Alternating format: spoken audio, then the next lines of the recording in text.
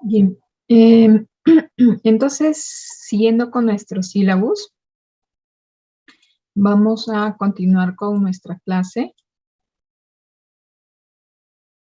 Bien, y hasta aquí ya habíamos fijado en todo caso para solamente recalcar. Está grabando. Recording in progress. Ahora sí. Bien, solamente para recalcar, ¿no? Que nuestro examen parcial va a ser el día 14, ¿correcto? Entonces, la siguiente semana, ¿verdad? El siguiente martes.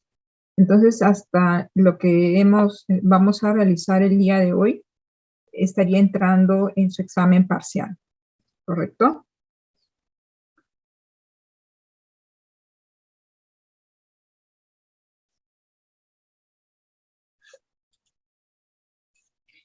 Sí, el examen va a ser virtual, va a ser virtual. Eso recién lo voy a ver, en todo caso va a ser mezclado probablemente, ¿no? Tanto para marcar como para completar de repente, ¿no? El examen, ¿cuánto va a durar? Estaría promedio de 1 hora, ¿no? No más de 1 hora.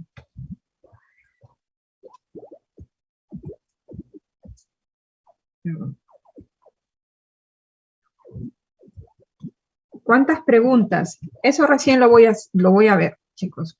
Va a ser obviamente sobre 20, ¿no? Pero no, bueno, se les va a tomar los puntos que hemos tratado, ¿no? Los puntos que hemos tratado. Y como les digo, ¿no? Es lo que hoy conversemos, ¿no? En referencia a nuestro tema. Bien, entonces el día de hoy vamos a conversar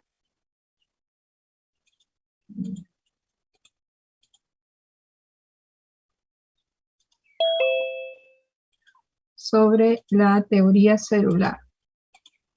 Bien, postulados que ya fueron desarrollándose, ¿no?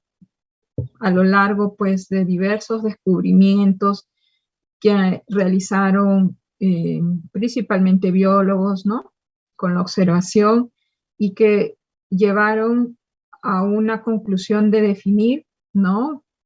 Algunos principios, ¿no? Específicamente 4 principios, en la cual pues establecían, ¿no? Algunos postulados para poder designar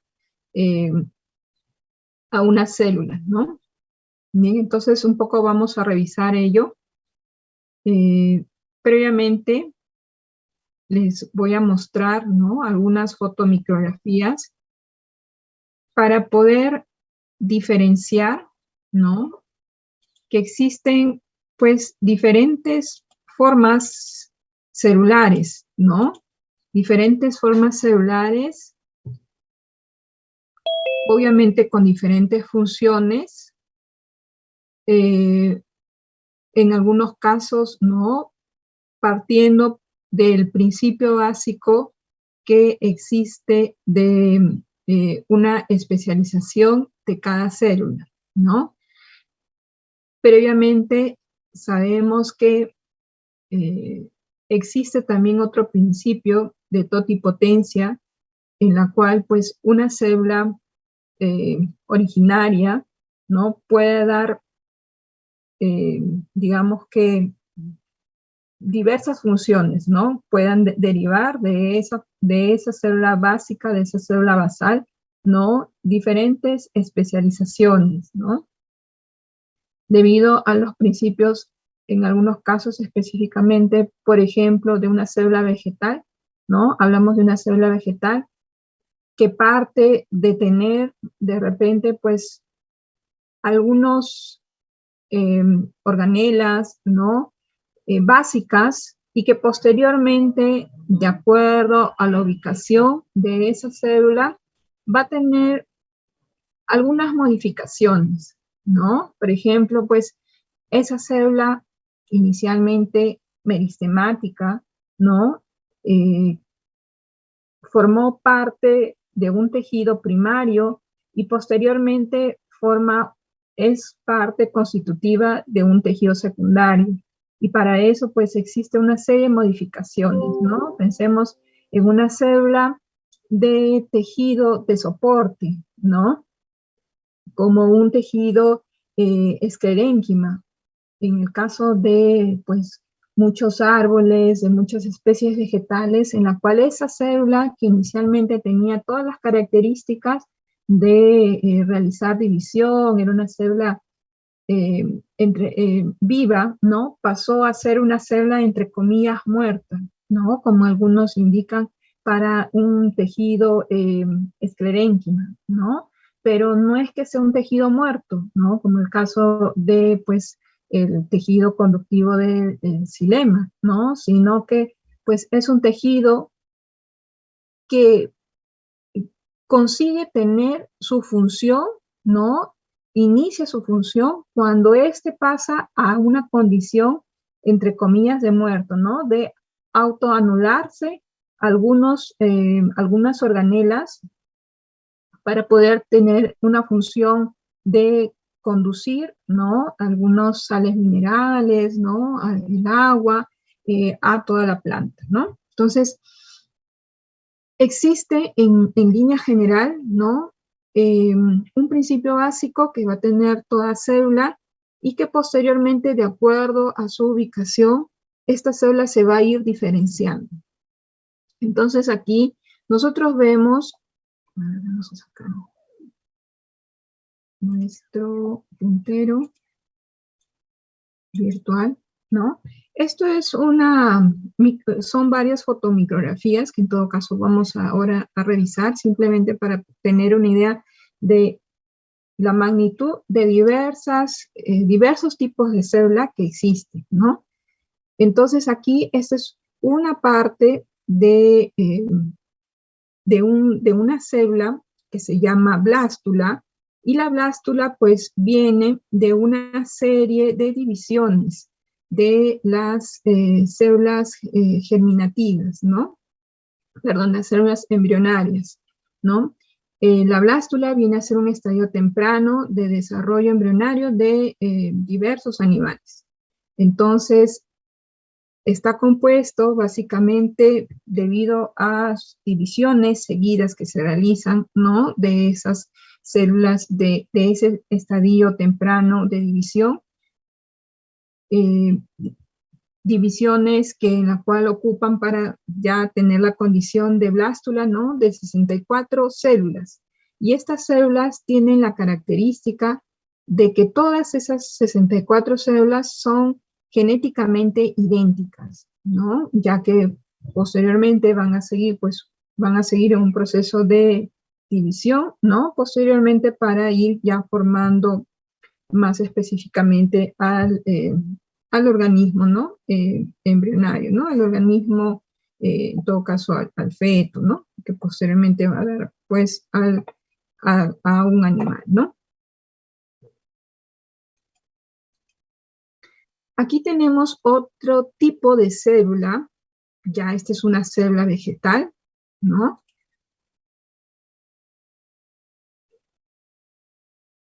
A ver, a la mórula, ¿qué le ocurre para que sea una blástula?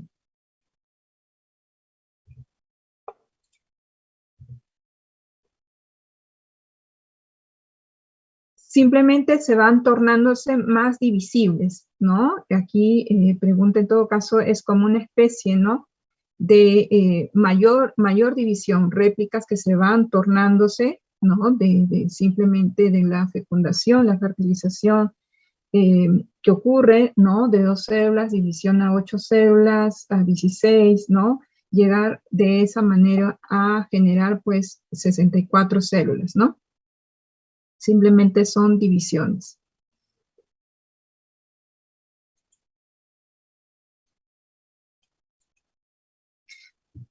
Bien, entonces aquí vamos a revisar, ¿no? Otro tipo de células, esta es una célula vegetal, en la cual va a tener pues la característica ya de poseer una estructura, digamos, que es rígida, porque podemos visualizar límites en ella, ¿no? Y estos límites nada más es pues que la pared celular. Sabemos que una de las diferencias que podamos nosotros visualizar entre una célula animal y una célula vegetal es justamente que la célula vegetal tiene pared celular, ¿no? Tiene pared celular. Asimismo, también este tipo de célula podemos ver, visualizar que posee pues un núcleo, ¿no? Un núcleo. Bien, ese es un tipo de célula. Ahora revisamos otro tipo de célula que ya pertenece pues a un órgano, ¿no? En este caso pues son células pertenecientes al intestino delgado, al epitelio del intestino delgado, y en la cual pues ese intestino delgado desarrolla pues una serie de protuberancias, ¿no? Para poder maximizar la absorción de los nutrientes. Estas protuberancias se denominan como microvellosidades, ¿no? Que justamente hacen pues la función de aumentar, ¿no? El área en el cual se va a facilitar la absorción de nutrientes. Entonces aquí vemos pues millones y millones de células que están teniendo, ¿no? Esa función de poder asimilar los nutrientes que llegan, que pasan al intestino delgado, ¿no?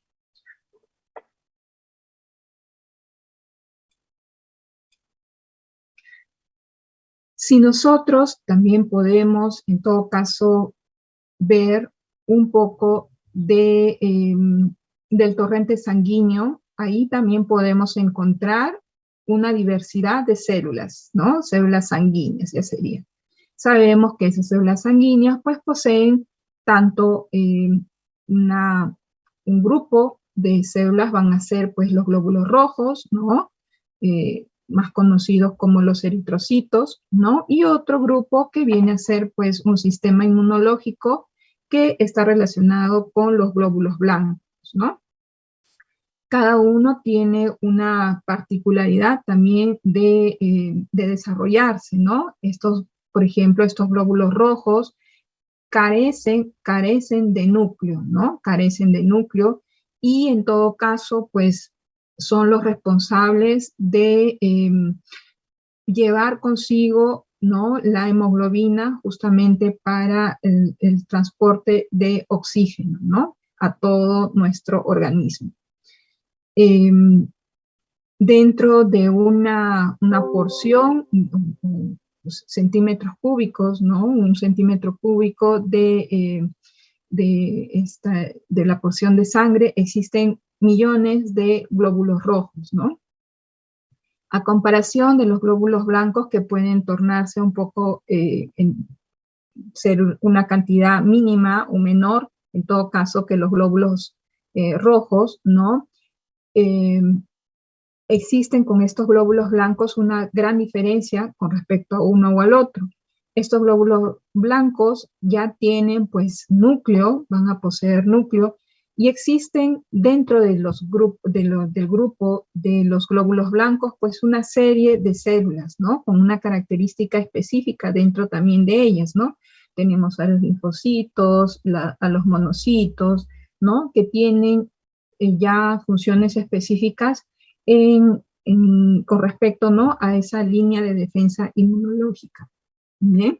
Entonces ya podemos ver diferentes tipos de células, ¿no? Con características totalmente diferentes, actuando inclusive dentro de un mismo, ¿no? Tejido, ¿no? En un mismo tejido. Otra célula más, ¿no? Las células que pertenecen al sistema nervioso, en la cual pues tiene una total diferencia, ¿no? Con respecto a un glóbulo rojo o un glóbulo blanco, ¿no? Y también, pues, con respecto a una célula vegetal, ¿no? Estas células del sistema nervioso, que son básicamente neuronas, pues, ellas van a poseer, ¿no?, las dendritas, en las cuales van a coordinar justamente el impulso nervioso, ¿no?, para las coordinaciones de diferentes funciones de nuestro organismo, ¿no? Y pues saliendo en todo caso del aspecto de los organismos multicelulares, ¿no? Podemos también ver en esta fotomicrografía, ¿no?, un organismo unicelular, que nada más que es una ameba, ¿no?, perteneciente al grupo protista, en el cual pues va a tener pues una dinámica especial, ¿no?, para alimentarse. Muchas amebas son originarias originan pues muchas enfermedades a diversas personas, ¿no? Y pues estas tienden a generar estas protuberancias, estos pseudópodos, en la cual pues permiten englobar su alimento, ¿no? Y a través de fagocitosis, pues alimentarse, ¿no? También se dice en todo caso que estas no poseen pared celular, ¿no? Entonces son algunas de las características que podemos observar, ¿no?, de las diferencias, diferentes tipos, ¿no?, de células presentes, ¿no? Y finalmente tenemos a otro organismo celular, que es una diatomea, que también pertenece al reino protista, y pues esta diatomea tiene la función, ¿no?, de ser un organismo también autotrófico, ¿no?, en la cual pues tiende a convertir, ¿no?, la energía inorgánica a energía orgánica, ¿no?, es decir, producir sus propios alimentos, ¿no?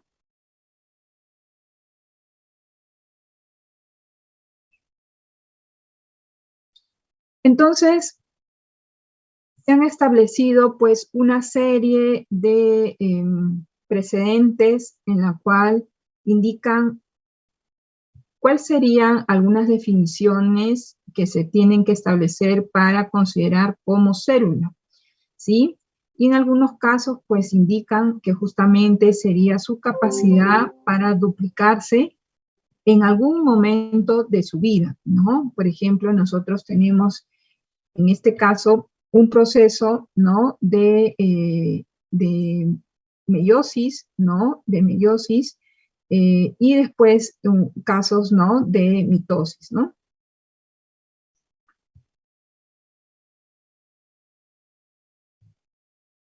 Además, también la presencia de enzimas, ¿no?, en la cual pueden establecer, pues, una serie de metabolismos celulares.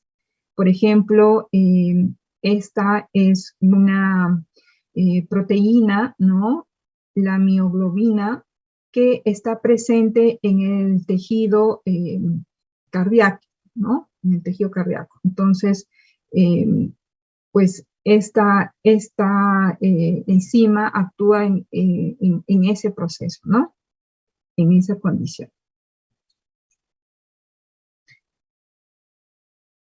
Luego también la célula debe tener la presencia de una membrana, ¿no? Una membrana, eh, recuerdan ustedes que en el capítulo anterior estábamos viendo pues algunos fosfolípidos, ¿no? Algunos fosfolípidos dentro del grupo de los lípidos que van a estar presentes dentro de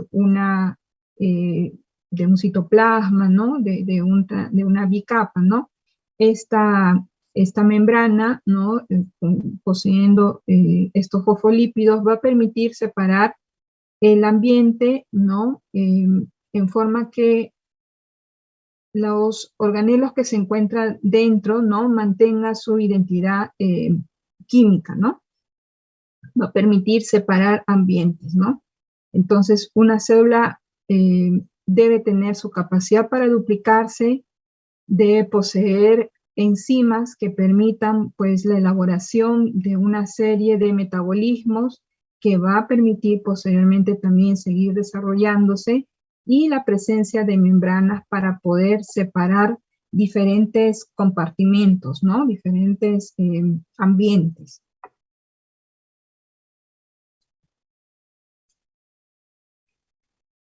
y revisando un poco sobre cómo es que se llevó a cabo, ¿no? Estas definiciones, la definición de la teoría celular, pues vamos a revisar algunos de los primeros descubridores, en todo caso, que acuñó el término de células, ¿no? Del término de célula, que justamente fue Robert Hooke, ¿no? En el cual él permitió observar, ¿no? A través de un microscopio rudimentario, células del corcho, ¿no? Células del corcho, eran células vegetales, consiguió en todo caso, pues, con este microscopio, ¿no? Visualizar algo muy, muy básico, muy rudimentario, ¿no? Él llega a publicar, ¿no? Llega a publicar esas observaciones y en esa publicación acuña el término de célula, ¿no? Perteneciente al latín cella, ¿no? Que significa pequeño aposento.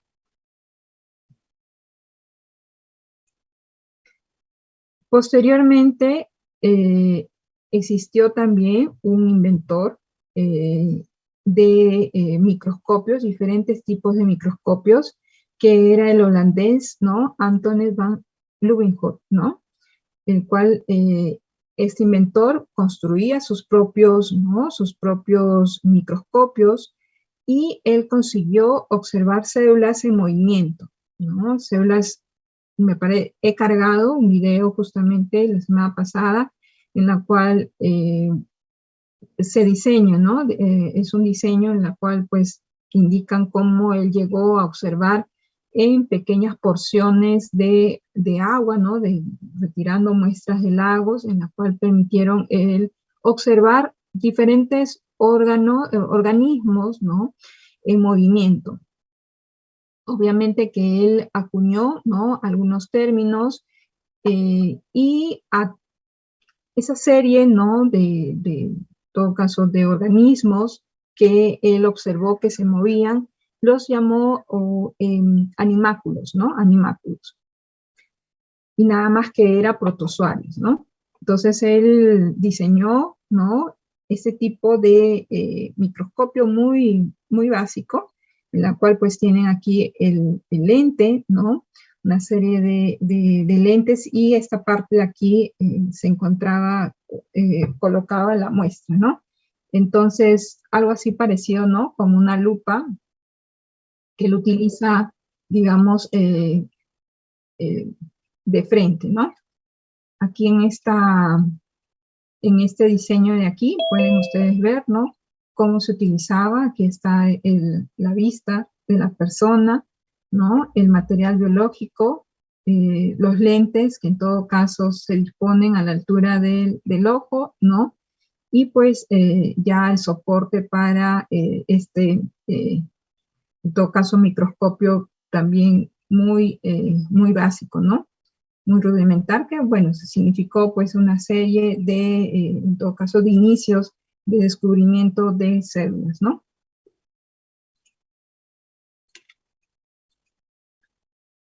Y esto obviamente tiene una línea del tiempo, ¿no? Entonces, si queremos revisar un poco sobre la teoría celular, vamos a resaltar algunos, en todo caso, personajes, ¿no? Que acuñaron inventos resaltantes, importantes para el desenvolvimiento de esa teoría celular, ¿no? Como Robert Hooke o el inventor en todo caso pues de otros microscopios, el cual acuñó al término animáculo, ¿no? Posteriormente, bueno, también se indica, ¿no? En todo caso la conclusión de esa etapa era que las células no estaban vacías, ¿no? Sino llenas de una sustancia acuosa llamada citoplasma, ¿no?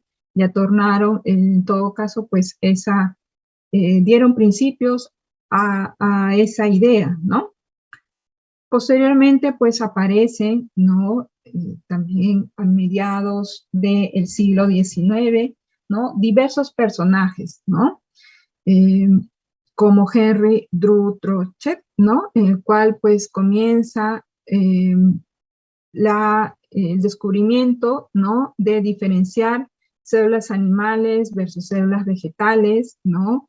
Robert Brown, el cual pues descubrió el núcleo, ¿no? Luego tenemos otro personaje aquí, Purkinje, el cual pues descubrió el protoplasma de una célula. Y con todas estas, en todo caso, informaciones, ¿no? Dentro de esto también vamos a ver que estaba pues Louis Pasteur, ¿no? Pues uno que justamente echó abajo la teoría de la vida espontánea, ¿no? Vamos a eso a revisarlo también.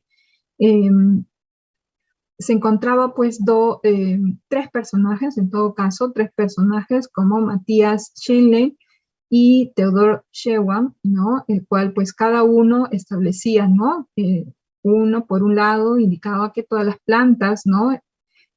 Matthias Scheele decía que todas las plantas tienen células, ¿no? Y Theodor Schwann indicaba que todas las células tienen una independencia, ¿no? Una cierta independencia. Posteriormente, Rudolf Virchow, ¿no? Indica pues que las células provienen solo de otras células, ¿no? Que necesitan pues, en todo caso pues, unas células madres, ¿no? Para dar origen a células hijas. Bien, entonces en esta etapa, estos tres personajes, ¿no?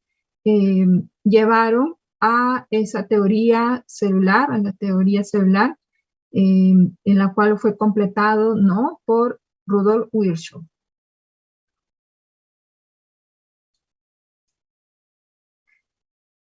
Vemos aquí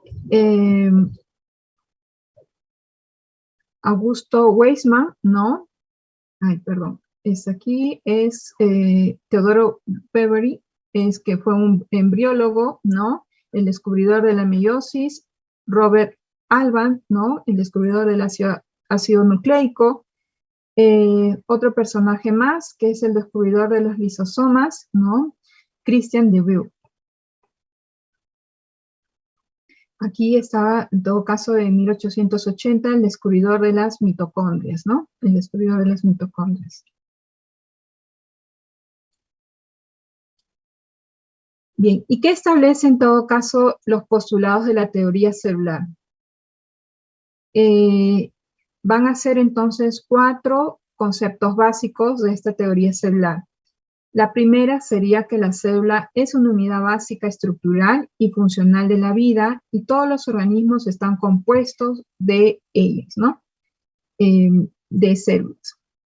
Algunos están compuestos por una célula y otros, en el caso del cuerpo humano, pueden estar pues compuestos por billones de células, ¿no? Aproximadamente 75 billones de células, ¿no? Y que en algún momento, en la mayoría de las formas de vida, cada célula es capaz de cumplir con todas las funciones necesarias para tener una vida independiente, ¿no? Aquí, en esta figura, ¿no? Nosotros estamos viendo estos organismos que han sido detectados en un torrente sanguíneo, ¿no? En células sanguíneas. Estos son, en todo caso, pues,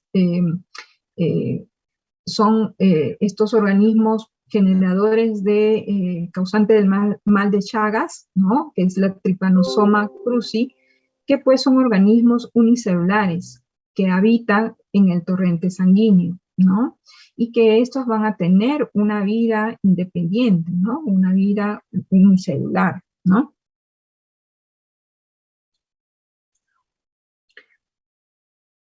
Entonces, aquí, por ejemplo, vemos, si revisamos el cuerpo humano,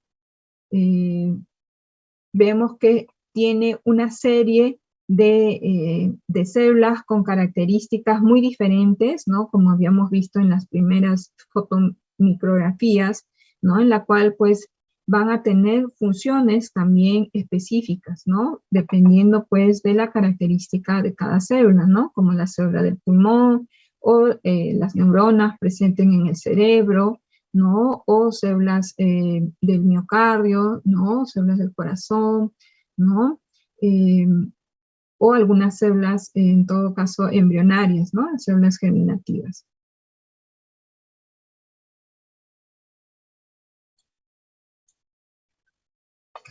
El siguiente postulado se refiere a que todas las funciones químicas y fisiológicas básicas van a ocurrir dentro de la célula, ¿no? Por ejemplo, un crecimiento, el movimiento, la digestión, ¿no? Que puede ocurrir dentro de la cavidad de la célula, ¿no? Por ejemplo, aquí vemos el desarrollo, el crecimiento, evolución de un organismo, ¿no? De una persona. O en todo caso, también aquí podemos ver, ¿no? El movimiento de organismos unicelulares, ¿no? Como el caso de las amebas, ¿no? Que están en todo caso, pues, en movimiento, ¿no?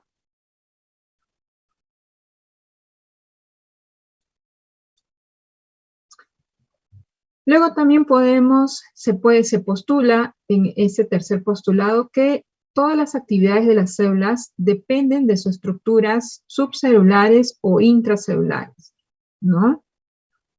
Entonces, todas las células sabemos que tienen pues una serie de organelas que van a darle una función específica, ¿no? En este caso, la membrana plasmática también le otorga pues una característica de proteger a esas organelas, ¿no? Sabemos que algunas células van a tener núcleo y otras no tienen núcleo, ¿no? Como el caso de las procariotas, ¿no? Y aquí pues vemos una actividad, ¿no? Que realizan, ¿no? Algunos, en todo caso, cloroplastos, ¿no? Como es el proceso de ciclosis, ¿no? Dentro de una célula vegetal, ¿no? Y que justamente, digamos que le dan protección a una célula vegetal, ya que estos cloroplastos tienden a desviarse, ¿no? Por lo general de la luz, ¿no? Existen por eso algunas especies que pueden desarrollarse muy bien en el sotobosque o algunas que pueden estar en el área del dosel, ¿no? Que indican pues que prácticamente hay una distribución de esos cloroplastos, ¿no? Para que la luz eh, se permita poder captar la mayor cantidad de luz, ¿no? Y no se dañe, en todo caso, pues, la célula vegetal, ¿no? Le genere, pues, una protección a esa célula vegetal.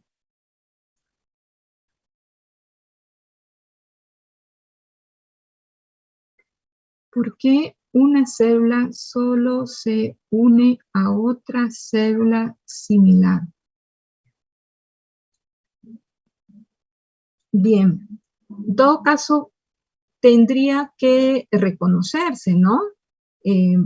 Pensemos que, pues, las células germinativas, ¿no? Por ejemplo, el óvulo y espermatozoides tienen la misma carga genética y tendría que haber, pues, en todo caso, similitud, ¿no? Eh, Podemos, en todo caso, pues, pensar, ¿no? En el polen, ¿no? Y en los óvulos de una flor, ¿no? Que necesitan ser reconocidas de esa manera, tienen que tener la misma carga genética, ¿no? No puede haber diferencias porque obviamente que no va a haber reproducción, ¿no?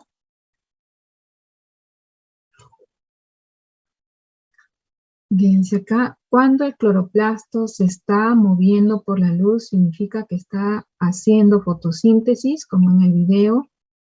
No necesariamente, ¿no? Esto es un movimiento que se realiza por la presencia de luz simplemente, en la cual pues ocurre como una especie de protección, ¿no? Que los organelas están realizando justamente por ese movimiento, ¿no? No necesariamente está convirtiendo, está captando el CO2, ¿no?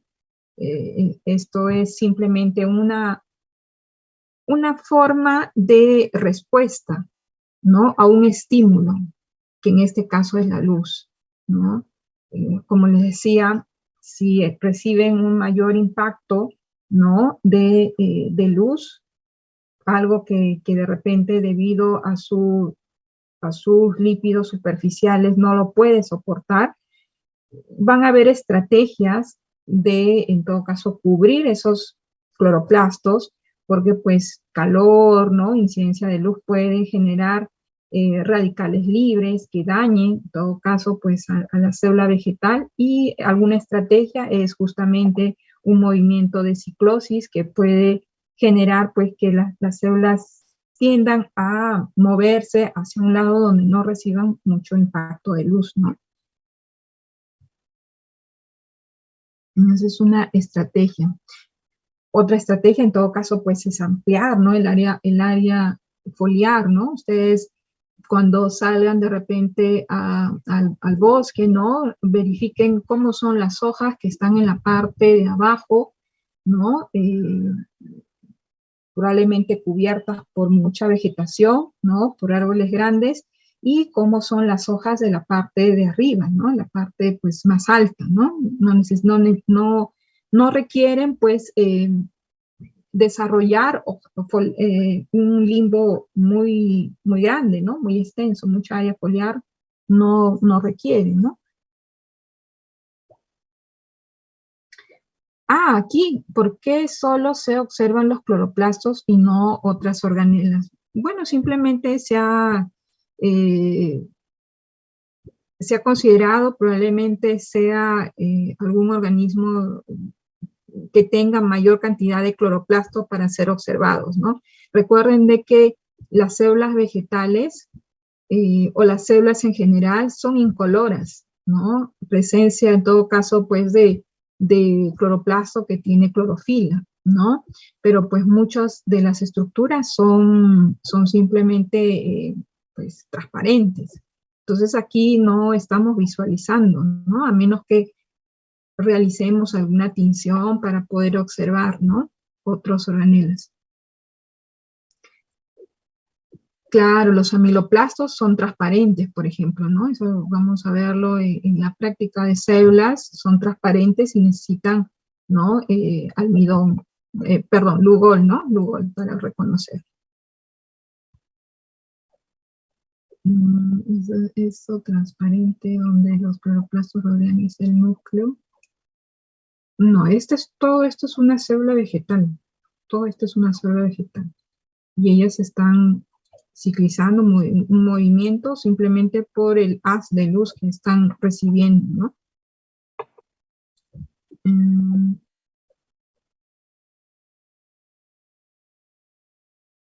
Habría que ver, ¿no? Que no puede pasar, donde hay varios cloroplastos. Ahí hay algo que no puede... Eso aquí, bueno, es una pared celular, ¿no? Que está, en todo caso, protegida. Bien.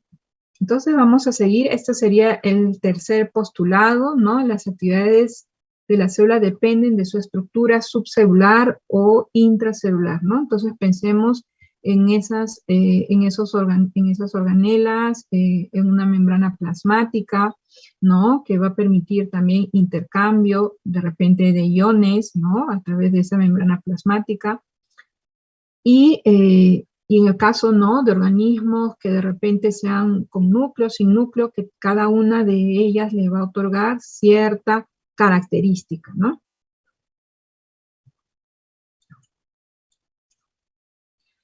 Bien, y el cuarto postulado se refiere a que todas las células se producen por división de células preexistentes, ¿no? Entonces necesita pues un origen, ¿no? Una célula madre en la cual pues requiera después esa esa división, ¿no? Entonces, en esa división, cada célula va a transmitir, ¿no?, su material genético para la subsistencia, ¿no?, de la especie, ¿no? Acá vemos, en todo caso, pues parte de la meiosis en la cual ocurren, ¿no?, esas divisiones, ¿no?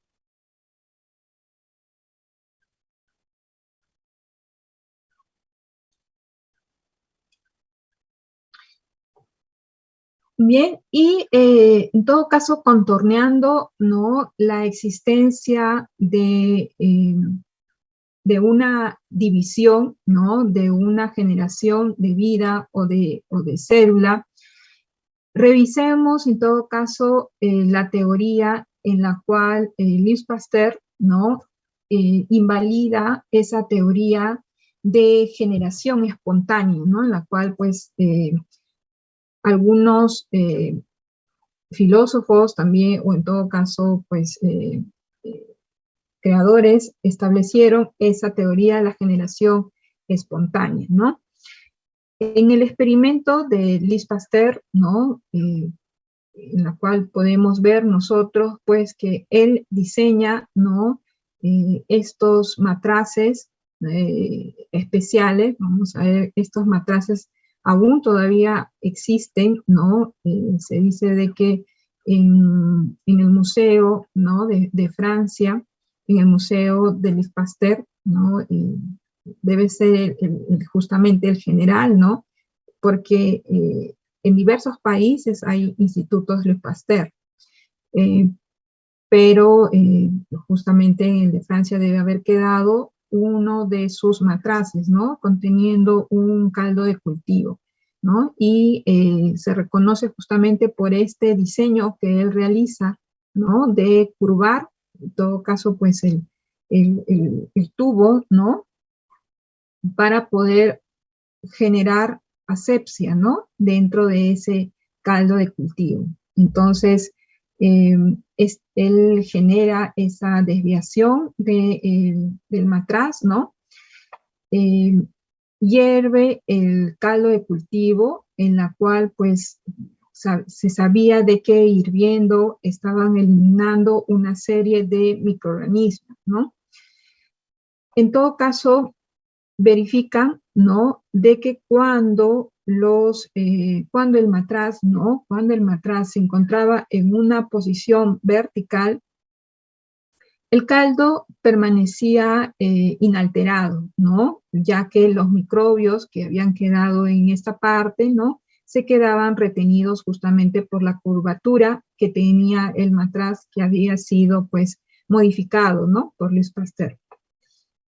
Y cuando, en todo caso, pues, ya se encontraba un poco inclinado, entonces en contacto estaban estos microbios, ¿no?, el caldo permanecía o comenzaba, ¿no?, a contaminarse con esos microbios, ¿no?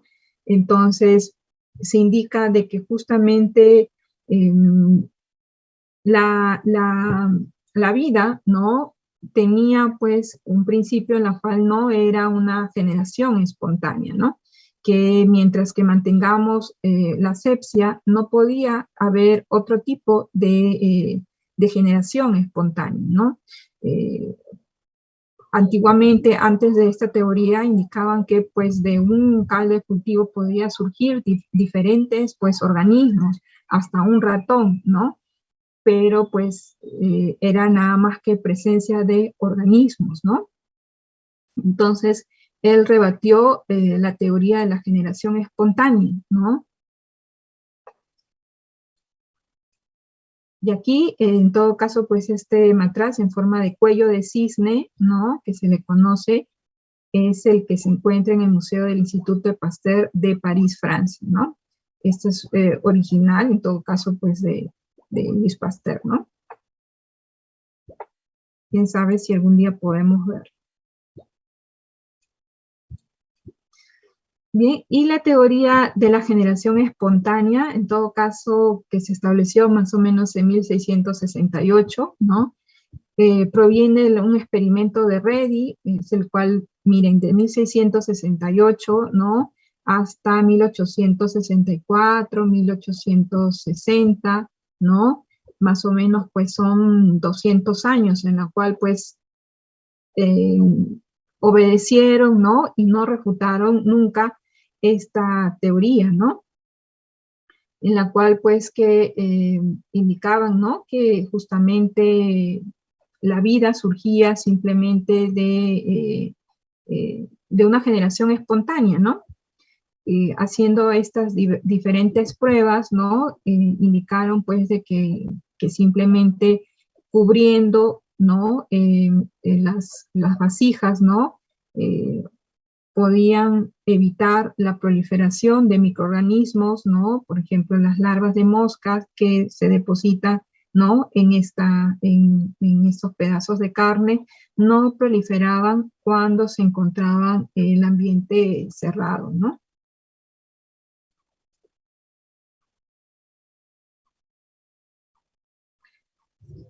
Profesora, ¿qué carrera universitaria hace la clonación de los seres vivos? Bueno, hoy en día, desde un médico, un biólogo, ¿no?, especializado en todo caso en fecundidad, ¿no?, yo creo que hacen y que trabajan en esa especialidad. Eh,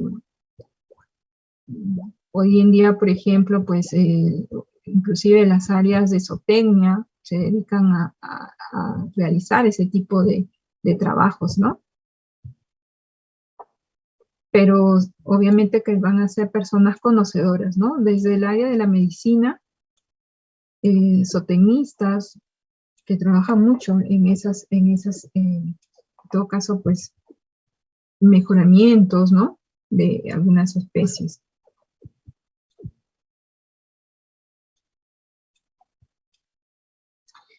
Bien, existe en todo caso, pues, una cronología de las especies, ¿no?, de las especies de seres vivos que pensemos en todo caso, pues, desde lo que se conoce del surgimiento del universo, más o menos, la data que se tiene en la edad del Sol es más o menos 5.000 millones de años, ¿no? Eh, la edad de la Tierra, pues, son aproximadamente 4.500 millones de años, ¿no? Con sus múltiples teorías, en todo caso, de formas de vida, de inicios de formas de vida, ¿no? Habíamos revisado que inicialmente, ¿no?, venían, pues, se pensaba en monómeros, ¿no? Luego estos monómeros formaban polímeros, ¿no?, conglomerados, en la cual, pues, se indicaba, ¿no?, que ahí surgía vida, ¿no? Pero hay un salto, en todo caso, pues, de desconocimiento de cómo es de que apareció la vida, ¿no? Porque estamos hablando en el inicio de la vida, ¿no?, en las dos teorías que hemos revisado, pues, de organismos químicos, ¿no?, sustancias químicas, aminoácidos, ¿no?, que aparecieron en ese contexto, ¿no? O ácidos grasos, sustancias sueltas, ¿no? Eh, pero hay un gran salto, en todo caso, pues, cuando nosotros ya pensamos en una célula que tiene funciones vitales, ¿no?, para poder formar parte de un organismo, sean estos organismos procarióticos o organismos multicelulares, ¿no?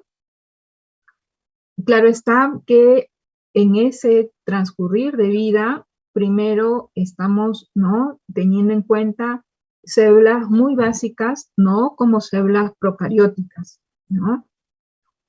Posteriormente han aparecido esas primeras células, primeras células eucariotas, ¿no?, y aproximadamente son 1.800 millones de años, y surgirán posteriormente de esas células eucariotas, ¿no?, ya organismos multicelulares, ¿no?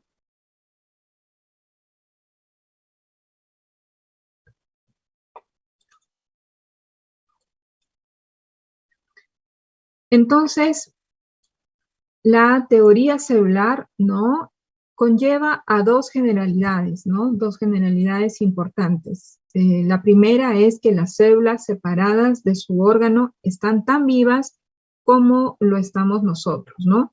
Aunque no pueden vivir independientemente de él. Esto quiere decir que las células pueden tomar energía, sea en forma de luz, azúcares u otros compuestos y materiales de construcción, ¿no? Estos materiales, ¿no?, bloques constructores que habíamos visto en todo caso en la semana pasada, ¿no? Habíamos visto proteínas, carbohidratos y lípidos, y estos bloques de construcción, ¿no?, obtenidos a partir, pues, de una nutrición, ¿no?, pueden servir para desarrollarse, ¿no?, crecer y reproducirse, ¿no?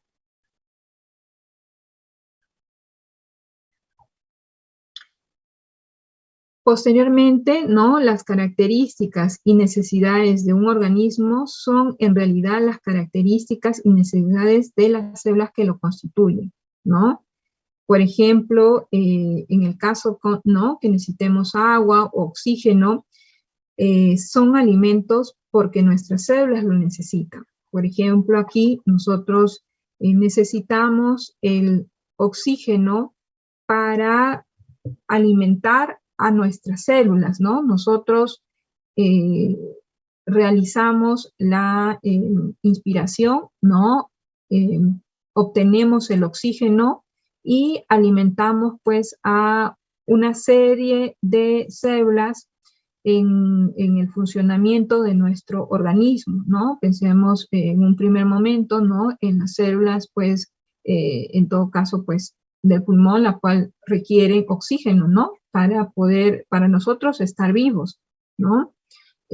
Nosotros requerimos de alimento, ¿no? Si nosotros no nos alimentamos, al fin y al cabo, nuestras células mueren, ¿no? Entonces, requiere, ¿no? Cada célula necesita de alimentarse para que finalmente ese organismo pueda surgir, ¿no? Pueda mantenerse, ¿no?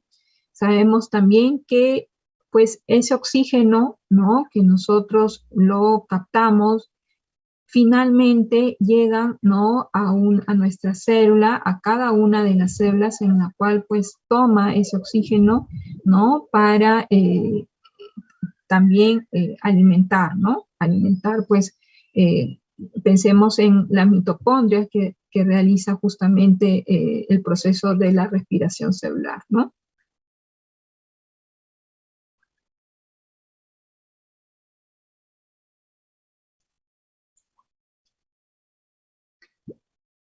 Bien, entonces, existe, ¿no?, en la naturaleza, ¿no?, un único origen, ¿no? Un único origen.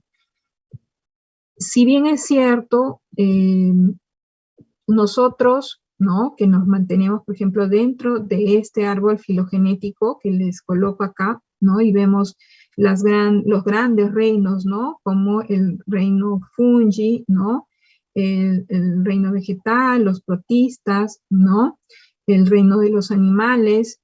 Nosotros, que estamos por este lado de acá, ¿no?, nos diferimos mucho de cualquier otro organismo, ¿no? Cualquier otro elemento, ¿no?, perteneciente a este gran reino, ¿no? Sin embargo, en un principio, ¿no?, general, pues, estamos regidos y constituidos, ¿no?, de ácidos nucleicos, de ácidos grasos, ¿no?, de esos bloques constructores que habíamos nosotros definido en la clase anterior, ¿no?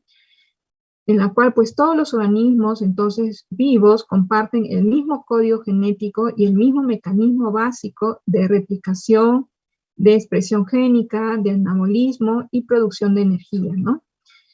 Va a tratarse de procesos moleculares universales que va a constituir evidencia directa de un origen monofilético, ¿no?, de un mismo origen, ¿no?, Esto se refiere, ¿no? Procedencia de la misma entidad viva ancestral de todas las formas de vida conocidas, ¿no? Entonces, tenemos básicamente los mismos, ¿no? Las mismas biomoléculas que puede tener, pues, algún otro microorganismo, ¿no? Algún otro organismo que se puede encontrar en un reino, digamos, más ancestral al nuestro, ¿no? Van a ser ácidos nucleicos, van a ser estos ácidos grasos, ¿no? Esos aminoácidos, pues que dependiendo, ¿no? De la organización de ese código genético va a dar origen, ¿no? A un fenotipo distinto, ¿no? Pero que en su origen, ¿no? En todo caso, pues son similares, ¿no? Con respecto a esos bloques constructores, ¿no?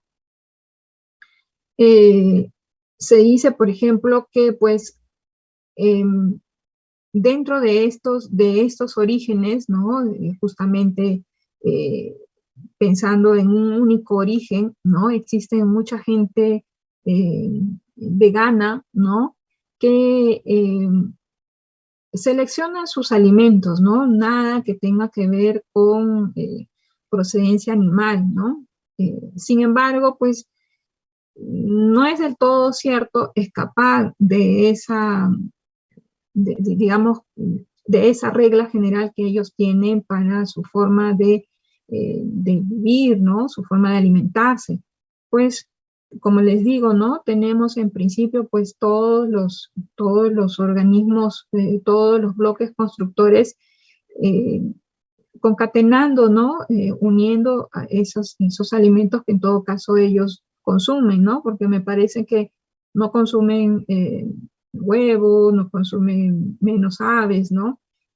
Pero sí, por ejemplo, consumen champiñones, ¿no? Por ahí que, en todo caso, pues del todo cierto que escapen, ¿no? De alimento procedente de animales, no es del todo cierto, ¿no? Es difícil escapar en todo caso de, pues, el consumo, ¿no? De algo proveniente, ¿no? De animales, ¿no?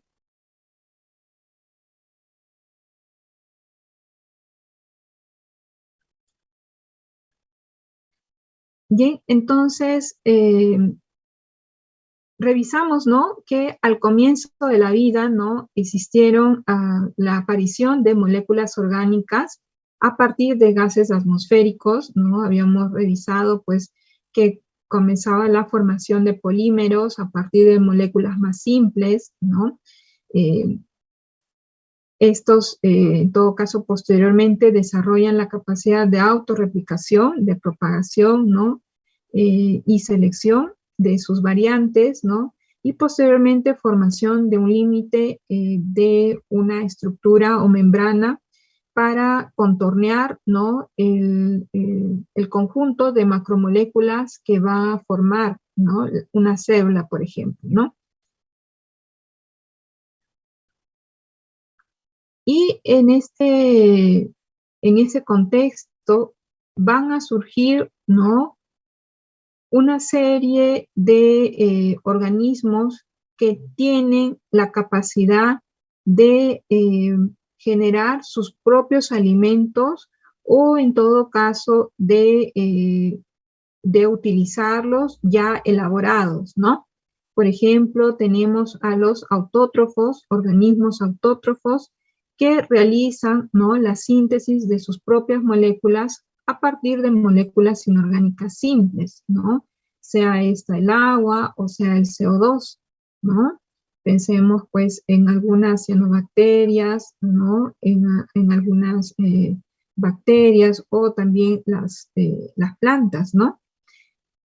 Y también tenemos, por otro lado, los heterótrofos que dependen de moléculas orgánicas para obtener energía y esos bloques constructores, esas biomoléculas que van a ser, pues, finalmente sus alimentos, ¿no? Entonces, existen muchos organismos autótrofos, ¿no? Que van a ser fotótrofos, es decir, que van a obtener energía a partir de la radiación solar, ¿no? También existen otros organismos quimiautótrofos, ¿no? Que captan la energía de reacciones inorgánicas, ¿no?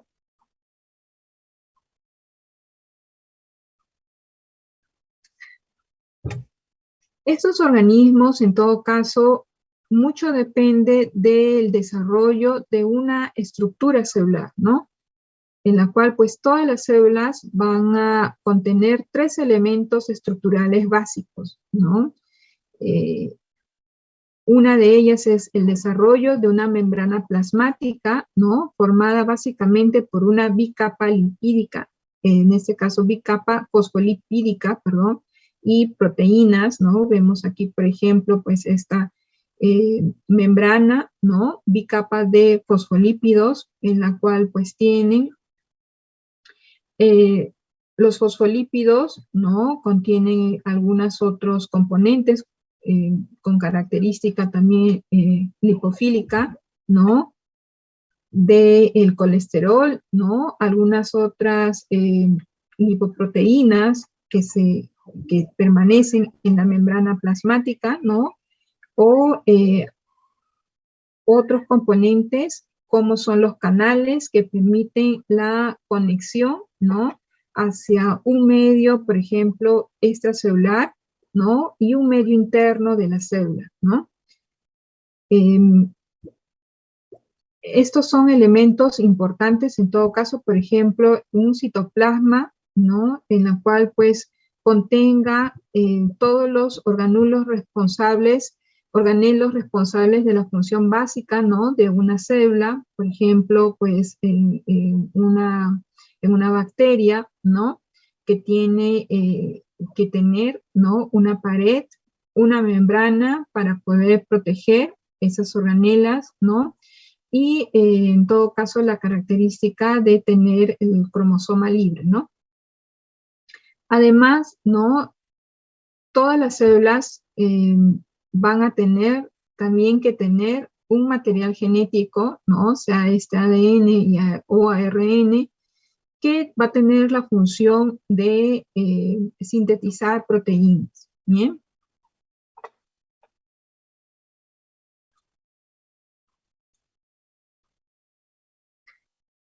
También pensemos de que aparte de estas 3 similitudes, ¿no? La estructura celular viene a tallar o a ser muy diversas, ¿no?